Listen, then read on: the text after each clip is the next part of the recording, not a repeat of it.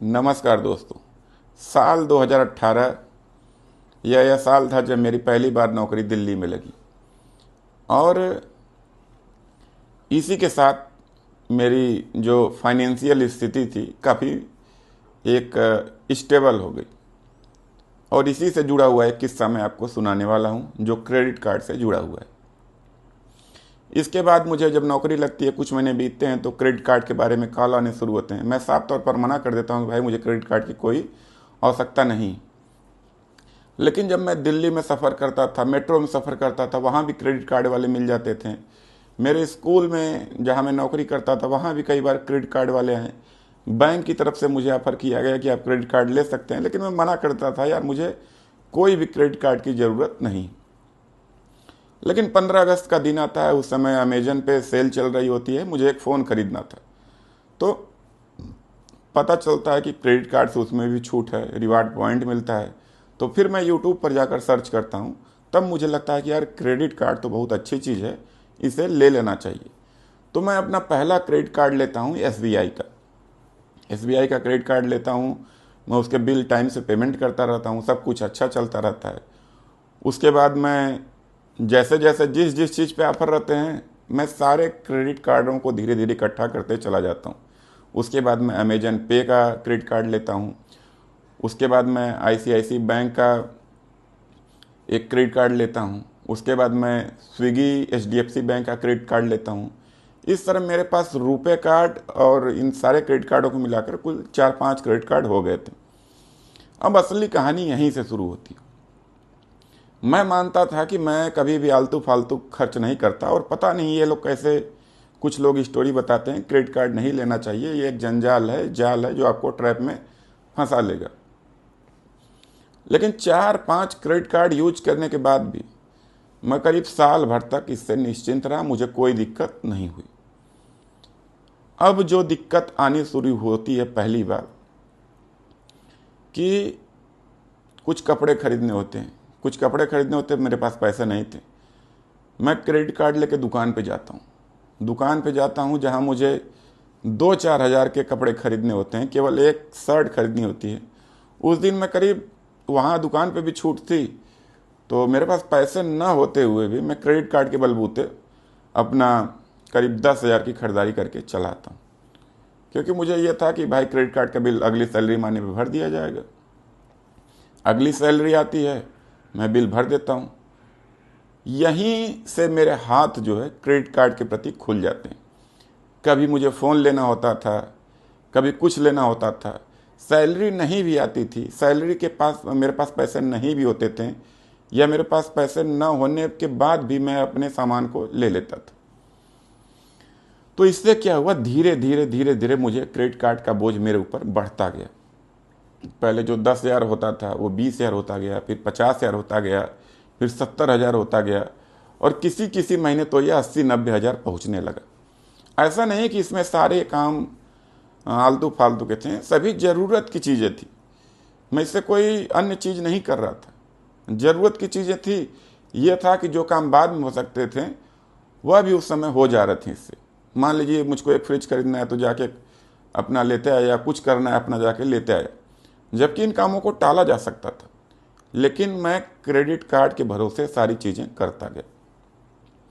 लेकिन अब तक मैंने कभी भी क्रेडिट कार्ड के बिल को ईएमआई में कन्वर्ट नहीं कराया था, क्योंकि ईएमआई में कन्वर्ट कराने पे ये लोग 16-17% से लेकर 25% तक चार्ज लेते हैं। ना तो मेरा कभी ओवर ड्यू रहा, तो चलता रहा। लेकिन जैसे जैसे समय आगे बढ़ा, मेरे ऊपर क्रेडिट कार्ड का बोझ जो है, इसका जाल जो कहिए, जाल ने मुझे गिरफ्त में लेना शुरू कर दी।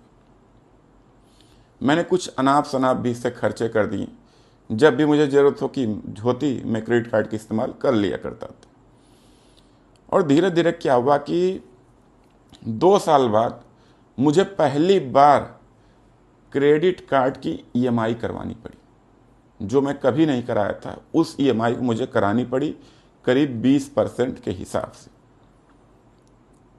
और भी कुछ समय बाद जब 2.5 साल के करीब वक्त बीतता है, तो क्रेडिट कार्ड की तरफ से ऑफर आता है कि आपको 3 लाख रुपए लोन दिए जा रहे हैं। तो मैं मना करता हूँ, यार लोन वोन नहीं चाहिए, अभी मेरी एक ईएमआई चल रही है। लेकिन 4-5 दिन 6-7 दिन वो बार बार फ़ोन करते रहते थे।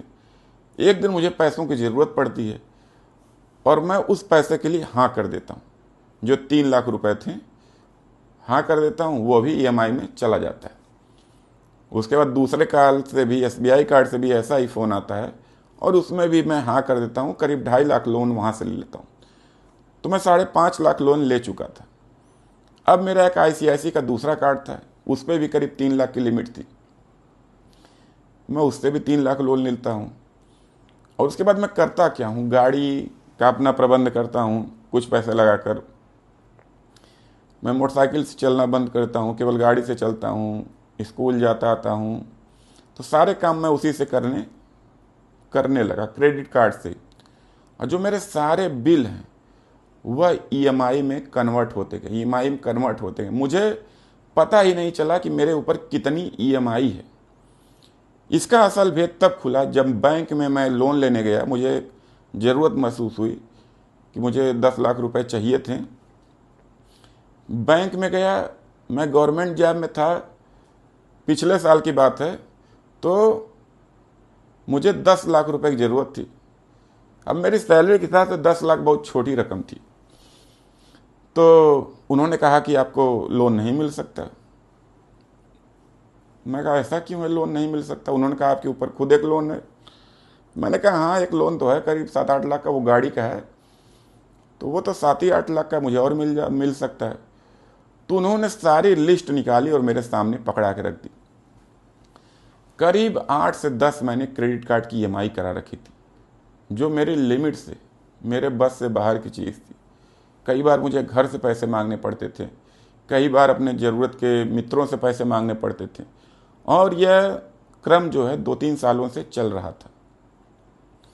तब जाके मुझे रियलाइज हुआ कि एक व्यक्ति जो सब कुछ जानता है वह भी कैसे क्रेडिट कार्ड के जाल में फंस सकता है। आज भी मेरा क्रेडिट कार्ड देखेंगे तो हर क्रेडिट कार्ड की लिमिट लगभग फुल है। मैं उसे कम करने की कोशिश करता हूं, लेकिन कोई न कोई दिक्कत आ ही जाती है और मुझे क्रेडिट कार्ड का इस्तेमाल करना पड़ जाता है।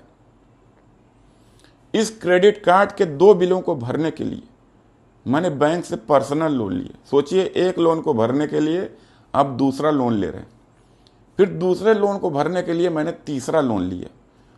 और समझिए कि एक जो चक्रव्यूह है इसका, इसने मुझे उसमें ट्रैप कर लिया।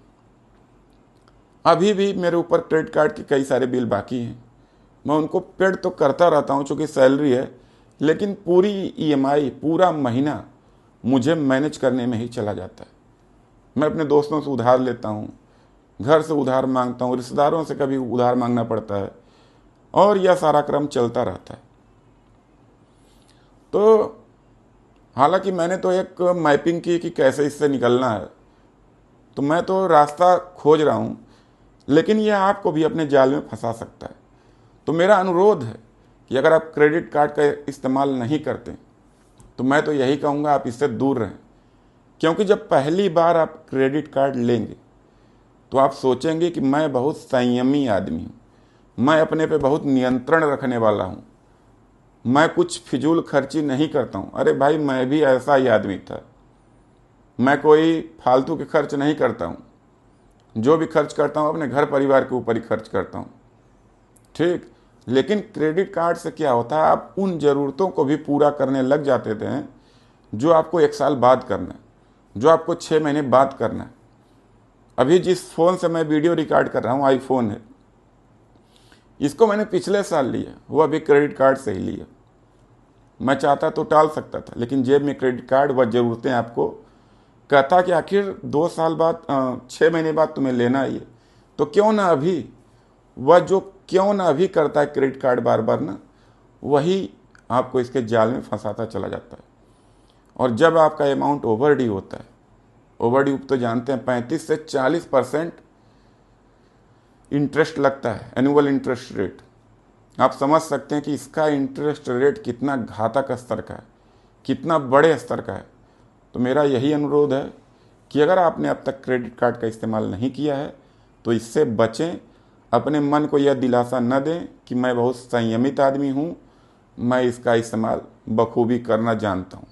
आप बहुत बड़े अर्थशास्त्री भी हों तभी भी आप एक बार लेके देख लीजिएगा, ये आपको ऐसे चुंगल में फंसाएगा जहाँ से आप निकल नहीं पाएंगे। तो बस यही मेरी छोटी सी कहानी थी, जो मैं अब तक इससे उबर नहीं पाया हूँ, निकलने की कोशिश कर रहा हूँ।